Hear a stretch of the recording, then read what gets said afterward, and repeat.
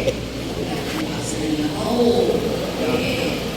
Music, arts, physical education, and health. Maybe some of you are graduates of PS, culture, and arts education, and some of you bachelor of physical education.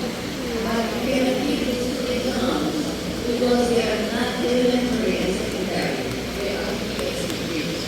But what we are hoping to teach in the Department of Education, in basic education, is really market. And that's the reason why you can very well apply in the end because you pass the MAPE test. MAPE stands for what? Okay, it's beautiful, isn't it? What is physically, mentally healthy that you have to really teach your students.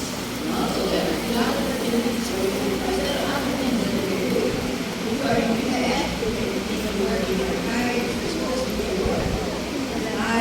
If you are, and I know that other places here you will be, but there is also education.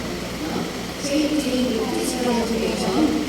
You can really put up gyms, the athletes, sports, manage spa, because all of these are all applications, all Kilala ko yan. yes, but it's different when you say you are ready to teach.